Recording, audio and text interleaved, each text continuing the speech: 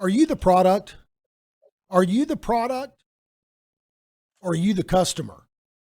We're going to talk about that today on Your Money because a lot of people have the illusion or the delusion, I should say, that they're actually the client. They're the customer and they're going to their advisor who's really a broker or an insurance salesman cloaked as an advisor. And if you're working on commission or conflicts of interest, it's hard to call yourself an advisor, in my humble opinion. But in any event, are you the customer or are you the client? Are you getting non-biased advice? And that's going to be really important. If that's going to be the theme of the show, all the way down to the mailbag, because you're getting herded. Your advisor's the rope or you're the cattle, and he's leading you to market. Okay, I've got a couple articles on the mailbag. I'm just going to do a quick drive-by and hit the high-level topics because and if you want to go read them and go ask me questions about them later, that's more than fine. Okay, one of them, Advisorpedia. The headline is "Lean on the Big Giant," meaning PIMCO, the bond company, for your retirement planning solutions. Now, how much you want to bet that PIMCO is a big advisor of Advisorpedia? See, PIMCO is the customer. You're the cattle. You're the product. You're getting delivered to market. And then that leads me to how people feel about brokers. That's another article, great article. Why? Well, the huge commissions, the huge conflicts of interest, the commissions, back-end surrender penalties for years. It's just, that's just getting me started. But it simply means you're not a fiduciary and you don't represent your clients. Okay, so you got to figure out how they're getting paid. And then one last thing, back to the banking. We're always talking about real estate and banking, and there's an article, it's a good one. Is the Schwab empire slowly showing signs of cracks? Folks, here's the irony. This Frankenstein the Fed created has actually hurt the most conservative BDs on Wall Street because they had more bonds than other investment banks that may be doing more speculative strategies, stocks, bonds, whatever, right? But the more bonds you had, the bigger the losses you had on your balance sheet. That's why they had to do that accounting stuff and moved them from available for sale to held to maturity so they didn't have to recognize those 20-something billion dollars worth of loss, $23 to $29 billion worth of losses. They just moved them to the unrealized category, so we just don't look there. But it also is a problem with paying the depositors at higher rate because short-term rates are higher, and then they have the long-term bonds trying to cover it. So and nobody really has clear visibility of what that means. But you know what? It's showing up on the charts. Banks and commercial real estate are actually the two weakest sectors. Don's been talking about that. He's going to talk about that a little bit later. So banks and real estate are in trouble right now. Do you know where the big safe haven is?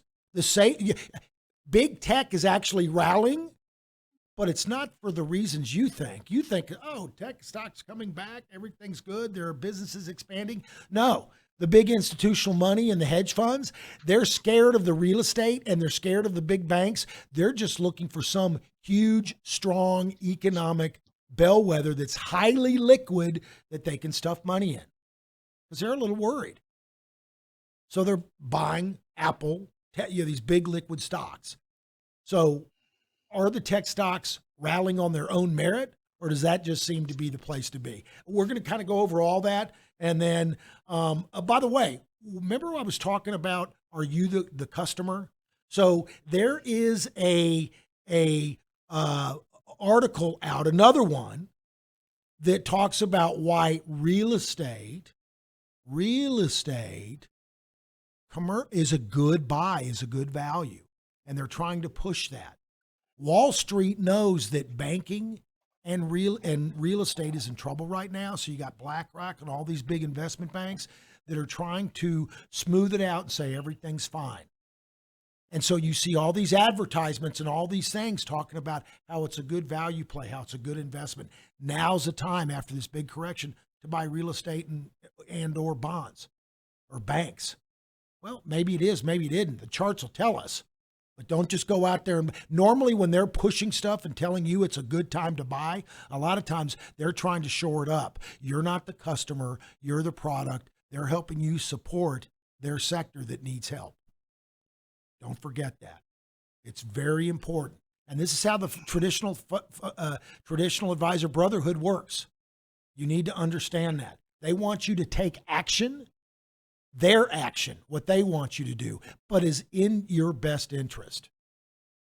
We're going to talk about that. All right. So very quickly, I want to do the mailbag, and then we're going to get pretty straight into the markets. And the mailbag is related to this because, again, they're playing on your fear. Hi, Danny and Don. Happy to see the markets getting some relief this morning. This was 329 2 days ago. Then I read a tweet stating $49 billion of variable rate office debt will mature and need to be rolled over this year. Predictions: a wave of defaults of commercial real estate loans, 80% debt carried by the banks. So not only are the people that own a bunch of real estate going to be in trouble, they financed it through the banks. The banking and real estate. Kind of sounds like 2008 economic crisis. Wasn't that banking and real estate? That's why big money is moving into big tech companies just to hide their money. Okay, so it said, thoughts. Are you guys concerned and or watching this? Maybe something Michael can dive into for the big show. Hope it's not as bad as they make it out to be, but I'm a commercial real estate broker, and I know here in California, we have an oversupply that is now getting teed up for possible conversion to multifamily. That remote working kind of took away the office space demand. Anyway, it's no longer about building, but converting or destructing some of the office supply.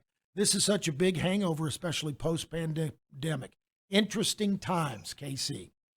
KC, this is a good article about the headwind. She sent the debt rollover article. It's in the show notes, actually. This is a good article about the headwinds of the big debt rollover, both in real estate, banking, and corporate debt in general. I've spoke about this a few months ago on our podcast, and Jeffrey Goonlock has been sounding the alarm as well. This is the banking crisis the Fed created. And Frankenstein, the Fed created. This has been known by the big institutional funds and is already priced into the markets at this point, and currently the markets are thus acting resilient with some chop. Okay, so the sell-off just a little while ago was probably why. So it says, if as it becomes work, it will show up in deteriorating charts, and we would take defensive action. In fact, the debt and banking story is the likely cause of this previous market weakness this couple weeks ago, because markets normally front-run the news. In fact, whether right or wrong, the media will often backfill a story that makes sense and fits the narrative as to why the markets just did something. What I'm saying, folks, is the market does something, it sells off big time, so they go and write a story of why it potentially did that, whether it's right or wrong. Or you get a big rally, they write a story the next day about why that worked. They backfill it.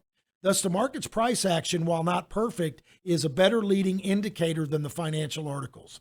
There will always be something to worry about, especially when the media plays on fear and greed. Some of the biggest uptrends were when the markets climbed a wall of worry. Always look at what the article may be trying to do or actions they want you to take. Look at their advertisers.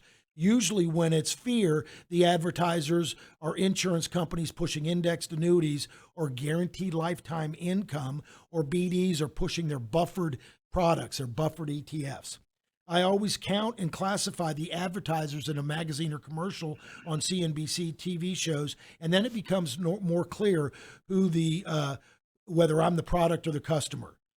Did you know, and this is an interesting thing for you guys if you don't know this, on CNBC, a lot of these experts they have, those are pay to play. They have a guy on from so-and-so advisors for 3 or 5 minutes. He pays $3 or $5 grand to come on there. He gets a little video clip. Now he can puts it on his website. And now he can be called a CNBC contributor. But he just paid his way in. Didn't know if you knew that. Thus far as investing, if the charts for real estate and commercial or otherwise begin breaking down, we would be out of that and possibly shorting using an ETF. Don's actually going to talk about that pretty soon.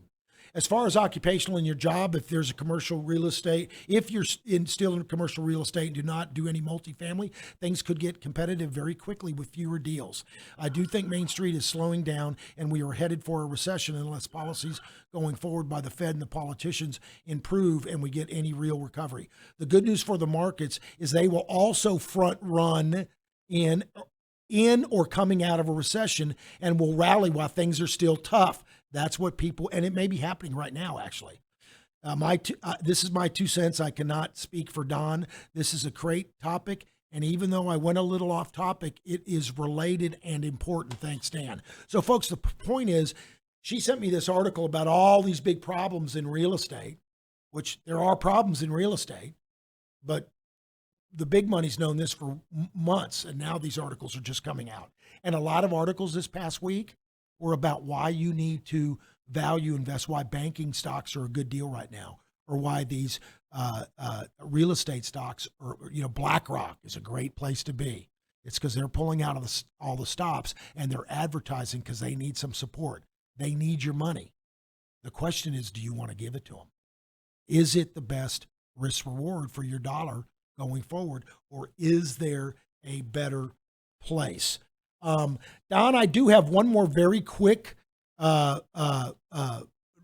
mailbag I want to read real quick, and then you could probably tie that within everything, or do you want to wait and comment on this now? Go ahead. Yeah, go ahead. Read the mailbag. Okay, good. So that's that kind of tee up, because she's reading all these things and trying to interpret what this means with all these forecasts, which, by the way, did you know that none of the earnings forecast before the banking crisis, before the big losses on the banks, and before the real estate started pulling back, they had earnings forecasts for this year, what these stocks are going to be? Do you know they have not revised them materially at all? The forecasts are still the same. Post, a month later, banking crisis, where we know the banks are going to take a hit on their earnings and real estate's going to take a hit. Seems like they would have adjusted those. Just saying. All right. This is another mailbag. A few years ago, I was pitched on investing with an algo trading platform called Total Unbridled Growth, TUG. The claim of TUG would identify and play the trends long and short and always be increasing profits, with one catch: slow grinding sideways action. That's always the hardest. TUG was not able to work in that environment. My question about protection has to do with this kind of environment, one that teeters on melting up, then down, above, then below the 200-day simple moving average over and over for an extended time period. Seems tough to trade. How do you approach that market that behaves like this one? One that could be a slow bleed of capital and sanity, even for protection. Thanks. Loving those videos. T. By the way, he's talking about the videos we put out every single night the market's open. If you don't get those in your inbox, go to Revere Asset in the top right corner, hit subscribe, stick your email address in there, and you get our newsletters, our free content of what we're actually doing every day in the markets. Goes right to your inbox, and we won't spam you and reach out to you. So Don answered this one. Don, T, you identify the absolute toughest of market environments. The key is to ID the range, meaning the size of the range, top to bottom, take some profits at the top of the range or on false breakouts, and focus buys on pullbacks or false breakdowns. Thanks for reaching out. Very quickly, folks, what that kind of means is when you're range bound, you're trying to buy at the bottom of the range and sell at the top. So you kind of got to change the strategy, where in a trending market, you're buying on the way up on increasing volume, on momentum, and you're not doing that in a range-bound market. That's why it's so important to identify the market you're in first, and then you know how your strategy should be slightly adjusted. For instance, in a big bullish primary uptrend, a full position size may be 8%, possibly even in 10 for a liquid enough big stock. In a very difficult market, number one, you won't have nearly as many positions. You have more cash or treasury bonds, but a full position may be only 5%. So that's why, and all your position sizes would change accordingly. So with that backdrop, I'm going to go to Don and the Ramrick team. Don, take it away. The Ramrick team. You know what that is, Dan? I'm going to explain it afterward. Don't steal my thunder. I'm going to bring it up later. I'm going to see if any of the guys know what it is. But go ahead, They Don. don't. That's before their time. I know. So, so comments on the emails. First of all, we went to with the follow through day this week. We changed our market state also the same day to uptrend, but put a disclaimer on there to exclude financials and real estate. I'll talk real quick about this. This is a chart of the S&P 500, and you can see the breakout on Wednesday, follow through on Thursday, and we're continuing higher on Friday. Contrast that with a chart of the financials, and this chart isn't even as bad as the banks are. They're trying to put in a bottom, but note the terrible relative strength and how they are from there. So if there's going to be issues with the bank sector, this hasn't even rallied into the declining 21 moving average does, and more issues come up with the bank sector. Like, for example, yesterday's blow up du jour was MCB, Metro Bank. It's not a huge bank, but it's big enough that it's included in our regional banking index, which also is terrible, as you can tell from this chart. But if stocks are going to continue, and when I say if financial stocks are going to continue to have issues, and you can be long the rest of the S&P 500 and short financials if this rallies into this green line, the declining 21-day moving average, and fails. There's an ETF that's very liquid that goes up when financials go down. You can see the rally here. It's consolidating its gains just the same way the financial index is consolidating its losses. It's called FAZ. It's a 3-time financial. And you can see it's sitting on the 21-day moving average, which coincides Inverse with financial. inverse financial, right?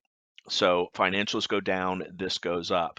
The other option was real estate. We talked about staying away from real estate also. Real estate has been slightly stronger because there are pockets of the real estate sector that are acting fine, particularly apartment complex construction and single family home construction with the home builders. But there's a big problem with commercial real estate.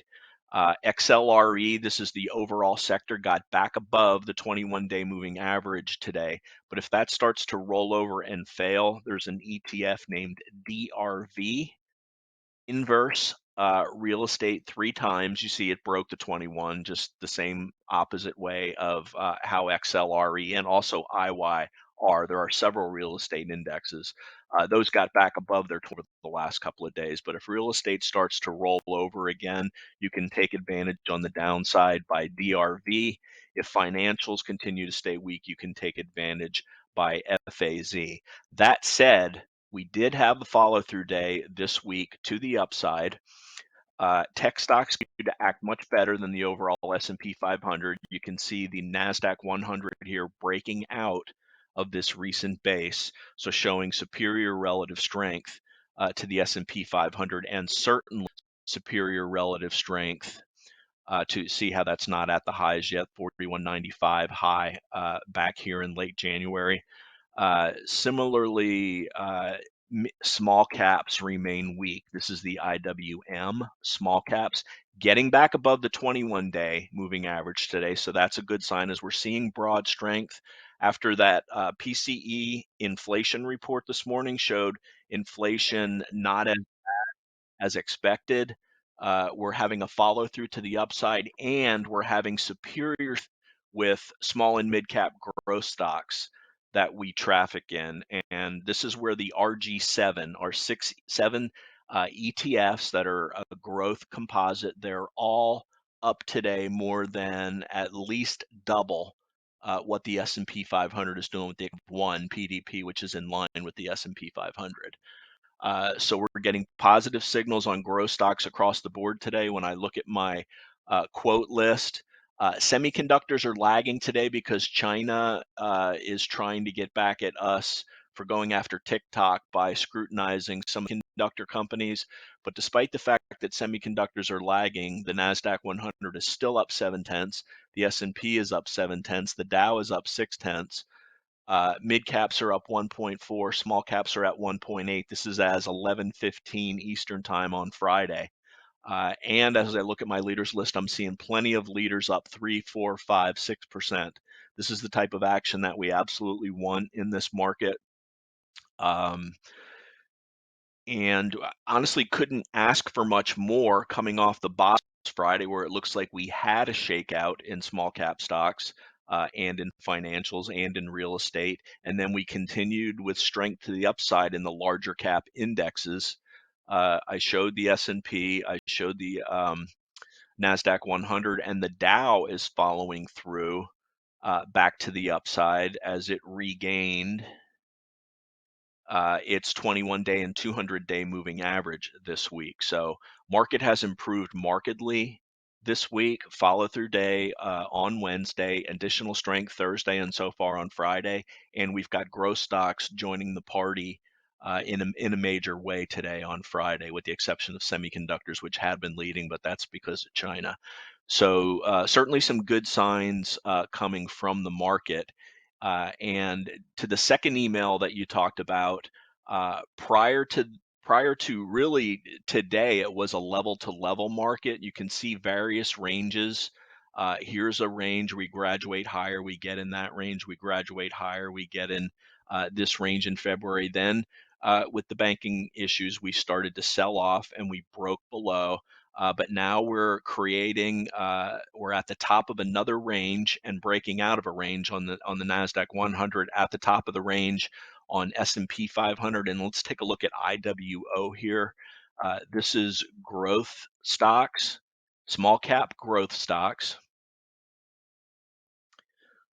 breaking above the 200-day moving average. And let's go to ARK-K. This is really breaking above all resistance into this 40 level. How ARK-K, these are leading growth stocks from Kathy Woods. This did not make a low along with the small cap growth. So this is another way to play it. And you can just see this SPXL, that's the S&P 500 growth component.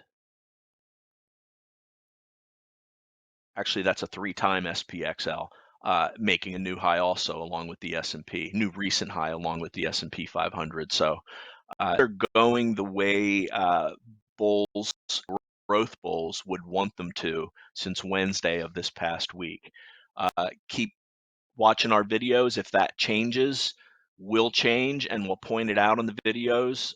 The 21 over 21 is acting fantastic. We upgraded leading stocks to uptrend / bullish last night's video. And stick with us. We'll keep you on the right side of the market. All right, thanks, Anything Don. Hey, Don, can you hear me? So the one thing that you always hear, the old adage on Wall Street is the markets can't rally without the financials. In other words, if the financials are acting badly, it's really a big headwinds for the markets. And actually, kind of that might be a decent rule of thumb. That's not what's happening right now. The banks are actually very weak. And it's because of an unusual circumstance. The banks are normally the flight to safety. They've got all the money. Well, now they've got a liquidity crisis and they don't have enough money and they're relying on the Fed, which I think the Fed is going to say, Uncle. But that's the problem. But the market breadth, the number of advancers versus decliners, all that stuff has been doing very well and increasing in all the other sectors. And so with that, we're going to actually probably talk about that, Don. Go ahead and bring in the guys. Yeah, as bad as the biggest banks have been, not as bad as small banks, obviously, or the regional banks. They had been at their lows earlier this week and late last week, had only been a drag of 0.2% on the S&P 500. So not that much damage. They're not weighted as strongly as they used to be in the past, with tech really taking over. And the S&P 500, if one or two sectors aren't doing well, that money flows into the other 9 sectors. That's one of the reasons why we keep a leveraged S&P 500 ETF as a ballast for the portfolio. because as money moves from growth to value or vice versa, or from one sector to another sector, all that rotation takes place within the S&P 500. That's why if you stick with one discipline, it's very difficult to beat the S&P 500 overall unless your specific sector or manner of investing is in favor. And when growth's not in favor, we rely on that leveraged S&P 500 to take us higher. For example, most of the 75% of the gains that we had in the portfolio this week came from our leveraged uh, index ETF as some of the growth stocks that we own took a break. So we're going to rely on that when the wind is blowing behind us, when it's a tailwind, and not rely on it so much when it's a headwind, and certainly not rely on growth stocks when they're out of favor. So let's move on to our three segments from the fine gentlemen that I'm very privileged to work with as analysts and helping me manage the portfolios. Let's start out with Ted on his breadth numbers. Ted, let's start with let's sentiment. We discussed this Yeah, a little bit yeah, this week about how negative sentiment was, and that negative sentiment acts as a contrary indicator, and it's contrarian bullish. So you can see here what I'm showing is the yeah, latest AAII. It bottomed 2 weeks ago at a very low level. Historically, we've got 37.5%. Bulls, we were down to 19% 2 weeks ago and only up to 22.5% this week. yeah. And going off what Don said, just recapping what I talked about last week, exactly what you just pointed out. I noted if you were to go back and watch that bearish levels were extremely low. If you to pull up the CNN fear and greed, the line chart, I noted last week that we retested October lows with regards to fear. However, price held above December highs. And this week we staged a day 13 follow through day on the Nasdaq and S&P 500 with breadth improving as well. So the bearish sentiment from the AAII that came out Wednesday was still extremely bearish, and that just adds potential. Like that just gives more fuel to the fire for a potential greater rally here. So continue on. Let's talk about some charts. Can you pull up the net highs and lows, Don? Just to clarify, Ted, clarify real Yeah, quick, that fear and greed and the AAI sentiment, that's used as a contraindicator. So when you only got right. Yeah, 19% bullish and 79% bearish, that means most people that were going to sell, there are a few buying holders that will just shut their eyes and ride it out through thick and thin. But the more people you yeah. have bearish means they've already sold, moved to cash. So it only takes a little bit. Everybody that's gotten out of the way, that was going to get out of the way, has gotten out of the way. So you only need a few buyers to spark a rally. So that's actually used. So the Actually, more yeah, bearish it is, actually the more bullish it is. That's counterintuitive. Go ahead, yeah. Ted. And Don, actually, I wanted to point out one thing. Do you mind pulling up the S&P 500 chart?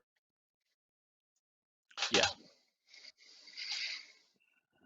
Okay, so the follow through day was on 329. I'm gonna give a quick lesson about candlesticks and some things I've learned over the last few months. So that follow through day was actually an opens equal low, and we call those OELs, and that means the open price is the exact same as the low of the day, and that just shows tremendous power. And that was the same day where we broke above the 50-day moving average as well. And then yesterday we gapped up. Well, we retested for we gapped up, and then today it's even like a even more like today's candlestick setup is a very rare one from what I've been told and what I've studied, and it's called a wick OEL, and that means the open equals the low, and that open up in the wick of the previous day, so of yesterday, and that's just showing tremendous strength in buyers versus sellers, and that's just my tangent on the S&P 500 chart. Yeah, the So Market going Smith back, doesn't yeah, show candles. Market Smith doesn't show candles, okay, but the wick is basically the difference between the close and the high of the day from the prior day. We opened in there and then broke to new highs. yeah, Is another way of saying that. yeah. And then can you go back to the net highs and lows? That was just my quick little Yeah, here's the tangent. NASDAQ highs. Yeah, Nasdaq, you're still in net lows, but you can see that it's definitely contracted a lot. I checked earlier today, and we're still slightly in net low territory, but price is improving, so that is still a positive indication. We do want to see net highs come into the markets sooner or later. For the S&P 5, no, for the New York Stock Exchange, we are in new highs territory or net high territory, and we continue to expand. So that's a good indication as we rally. Yeah, And that's a then little bit of a continue. surprise. I Oh, I would have yeah. expected that the New York would have trailed the Nasdaq on new highs and new lows because I would have expected Hmm. more financials to be Yeah, on yeah. the New York. Do you have any insight to that? I do not. It's actually an interesting phenomenon. I think we should definitely look into that. Why that's the case. All right, you Um, want to do so NASI continuing or on. Oh, over yeah, the Nazi 200 and Nizzy, next? the Nizzy and Okay. Nazi. Yeah. Last week we talked about. I introduced this tool, how pretty good market turns indicator. As you can see, last week I noted that we wanted to look for a hookup, and that's exactly what we got in the Nizzy and Nazi. Nizzy's leading right now, and it's above the 10-day moving average, and the dots is what's called the parabolic SAR. So I just have both of those in. I learned it off someone. So that's the RSI is also turning up, getting above that 30 level. So we're from this indicator, we're just at the start of a at least an intermediate market turn.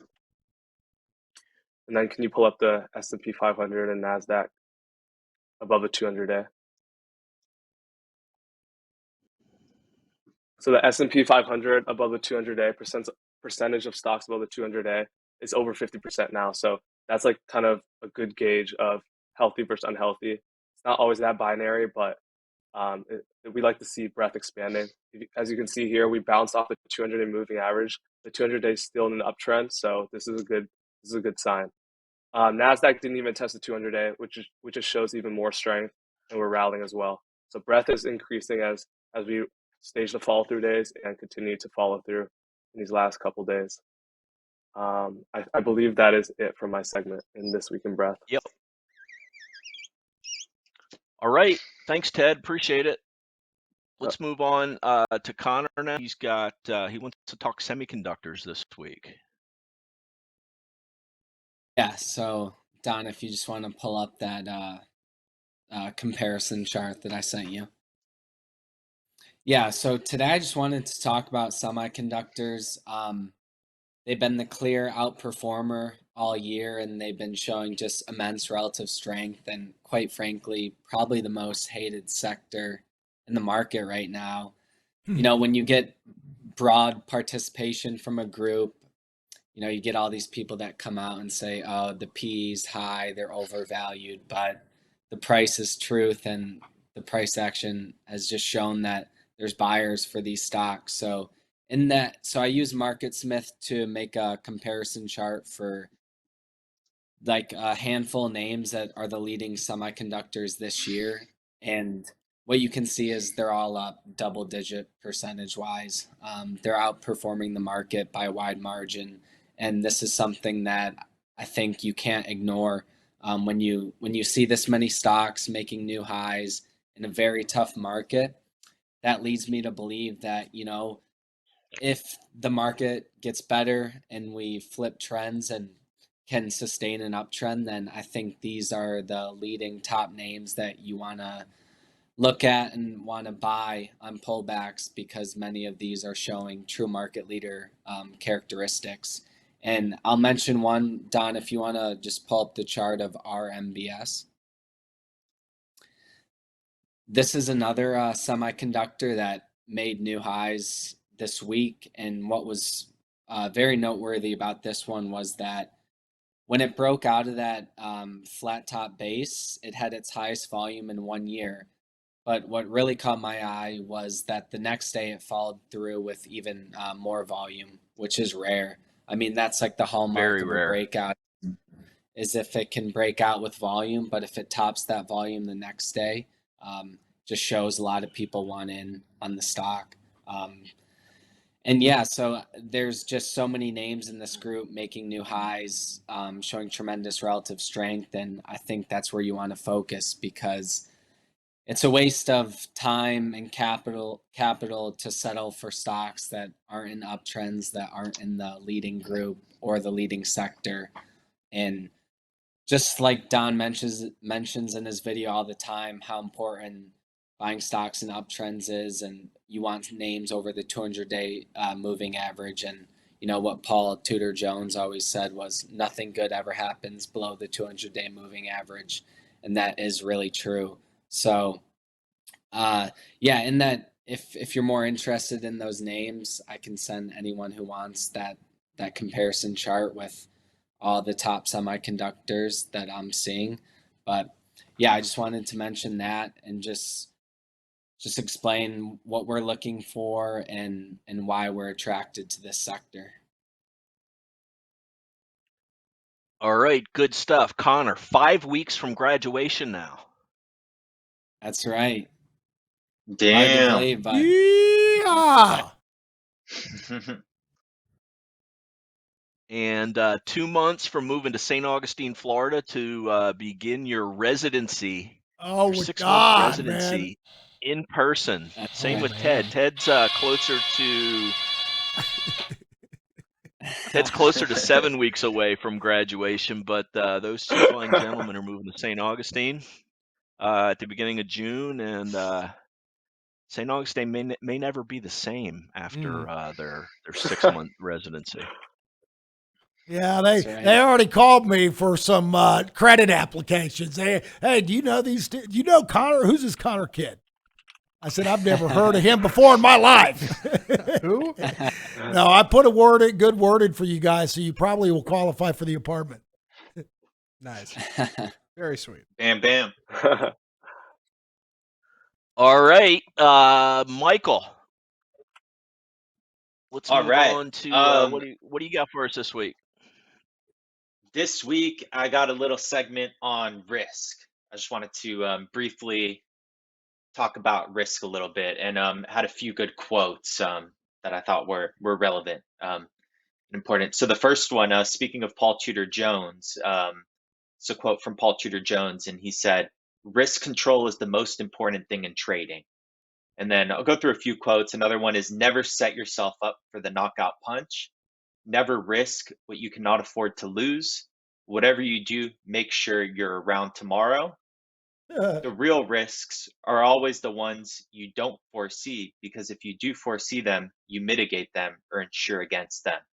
And risk is really important, because something we have to realize is, no matter what kind of market you're in, whether you're in a bull market or a bear market, the last thing that you want to do is take unnecessary risks and put yourself in a position where you can blow up. There's a bunch of hedge funds now that were on the wrong side of the bond market. They were actually on the right side of it for a while. They were short treasuries because rates were going up, but we've had a huge move now, a lot of volatility in the bond market, and bond funds blew up. Then you got SVB blowing up because they didn't hedge their risks correctly, their interest rate risk. So, and they had a thriving, very successful bank, and they were doing really well for a long time. And all it takes is one unforeseen risk that, if you're not positioned correctly and you're overextended and you're not prepared for it, you could blow up decades and decades of work. So in the markets, the most important thing, first and foremost, is manage your risk, and the upside will take care of itself. You don't want to swing for the fences, try to hit home runs. It's just, over time, maybe you can be successful in the short run and get some good gains, but in the long run, all it takes, yeah, is just one unforeseen risk that you didn't manage properly, and you can lose a lot of money. That ties into also, there's another quote, which is, "Markets take the stairs up and the elevators down." And the reason why that happens, something I've noticed, is that markets really have an upward bias. You've got new money flowing into the markets all the time from pension funds and defined benefit plans, and there's always new money coming into the market, and they definitely have an upwards bias because you can have narratives that drive markets to the upside. So like Tesla's a great narrative stock that even if they didn't have the fundamentals to support it, it was the narrative of what could happen in the future that could drive that stock higher and higher. And it's very difficult to short a narrative. But in terms of the opposite, when there's a negative narrative in the market, it typically doesn't really reflect in the prices and doesn't affect the markets until that risk actually happens. And at that point, you just take the elevator down and move super quickly. And it's difficult to get out of the way when that happens. So it's important to manage risk, even when things look good or they look really bad.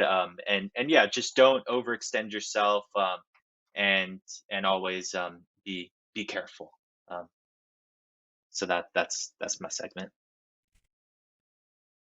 And one of the reasons, well, actually the biggest reason for escalator up, elevator down is the emotions. Fear is a very strong emotion, and fear, losing impacts. There have been psychological studies. Losing impacts the psyche more than twice as much as winning does. So elevator up, escalator down. Here was the escalator down from Jerome Powell and Yellen, not saying what the markets wanted to. But then the markets have recovered over the last 3 days. But look how slow the grind has been to recover. And there was a lot of elevator up, escalator down late last week on some news from the banks that they didn't want to hear. Yesterday, there was several. Was commenting to the guys on a 1-minute chart. You could see several tape bombs where we would drop very quickly. And it was all tied to fears with the latest possible bank blow up, which was MCB, which was down huge yesterday, but is rebounding nicely today. And again, it's a situation of fear being a more powerful emotion than greed. That wraps it for the market review section this week. Dan, we'll throw it back to you. Hey, listen, and thanks, Don. And I wanted to comment on Michael's thing, about risk. People a lot of times go, yeah, I'm a little bit nervous, or I'm a little bit scared. And I say, well, if you weren't nervous or you weren't scared, you don't understand the deal. I'd be nervous for you if you weren't nervous. Then we need a little bit more education. Michael's right. There's always risk in the market. So how do you manage that? But more importantly, you need to measure the level of risk in the market. So the regulators in the industry, our industry, always like to say it's all about your risk tolerance and it's about your time frame. So everybody that looks like you, that's your age, your station in life, your net worth at 45 or whatever, and your risk needs a number 12 pie chart. If you're aggressive, a number 10 if you're moderate, which means you have a little bit more bonds. And then if you're kind of wimpy, you get a number 8, and that has more bonds. Guess what? All of those got creamed last year. Bonds were down 28, 30%. So was the S&P at one point. So you really got creamed on both sides. That's why it's important. But the way that we do things and the way that we think things should be is while your risk tolerance is important and why your time frame is important, the market's risk tolerance, the market's risk, the risk in the markets trumps your risk tolerance. So even though someone might tell me they're aggressive or they're moderately aggressive, therefore they need that number 10 or 12 pie chart, I don't believe them. They're not lying on purpose. It's just that the people's emotions change with the market. When the market's going up, everybody wants in. When the market's going down, everybody wants out. They'll hit their pain threshold. So even if you told me you're massively aggressive, if you lose 30, 35%, you're going to hit your pain threshold probably at the exact wrong time at that point. At that point, you probably should buy and hold. You should have got out a lot earlier or decided to ride it. But the point is, you're going to change and you're going to hit your pain threshold and you're going to sell. So we manage risk in the markets by dialing up and down the T-bills or the cash and the positions we have in the portfolio. It's an easier way to go, in our opinion. And by the way, the market's time horizon trumps your time horizon. So you got to dovetail your time horizon with the markets. Case in point, my mom, love her to death. She lives on the third floor of this nice independent living condo, whatever. All the ladies on her, there are a couple guys left, but for the most part, they're widows. They've outlived their husbands. They're 90 years old, and all they do is play bridge all day, and that's great, right? But because they're 90, they had 80%, 90% bonds because that's what they were told by their advisor. Never mind, the bonds had the worst year they've ever had last year, so they lost 30%, and they were kind of running around freaking out, worried about it. My mom was walking around going, you know what, I've seen this before. You know, we're down 10% or so, market's down 20, bonds are down more. I'm good. I've seen this. We did this in COVID, and then we made a lot of money afterward. I'm fine. It makes it an easier, smoother ride to be able to pull through. So just because you're old, you don't need bonds. Just because you're young, the theory is if you're young and dumb and 25, you can live through the next 4 major bear markets during your lifetime. By the way, they're going to be more like 16, but we'll call it 4 for purposes here. But here's a novel idea. Why don't we see if we can miss 50%, half, or something big, miss a big chunk of that bear market? Then you can retire at 60 rather than 80. So if it's a good idea, it's a good idea. If it's a bad idea, it's a bad idea. It doesn't matter as much your age, and as long as you have position sizing and risk control, and you're controlling your drawdown somewhat, it makes it an easier ride, and it makes it easier. Anyway, that's my story, and I'm sticking to it. Folks, listen, if you like what you heard, please tell a friend, tell a neighbor. We grow organically through word of mouth. We don't do much advertising at all. Just send them to revereasset.com. Up in the right-hand corner is our subscribe button. That will send out our daily market insight video. Don does every night after the market is closed. It'll go in your inbox about 5:30-ish, give or take, más o menos. And it tells what the market, long-term, mid-term, and short-term, the state of the 3 levels, time frames of the market, what the different sectors are doing, and then we talk about what we actually did in our portfolio. We're probably the most transparent advisor that I am aware of. We only get paid by you, and we are a fiduciary. Next to that subscribe button, there's a contact us button. If you want to reach out and ask me a question, or you have a topic you'd like discussed on this show, just let me know. And lastly, if you go to YouTube, you can go to Revere Asset, just Revere Asset, and hit subscribe. Zach will package this up. We tape this Friday morning, and by normally noon or 12:30 Central Time, it goes out and it's on YouTube, and you'll be able to see it before the market closes on Friday. If you're just getting the newsletter, it'll come in your inbox Saturday morning. So if you really want it more timely, you can go and subscribe to our YouTube channel. Don also has done a bunch of good educational videos on gap rules, sell discipline, managing portfolio risk, as well as all of our archive of daily market insight videos and our podcast. You can always email any of us, Dan@revereasset.com, Don, Ted, Connor, or Michael at revereasset.com. And you can always call us old school at 855 Real Wealth. Folks, we'll talk to you next week on Your Money. Because it's not how much you make in the markets, it's how much of that you can keep.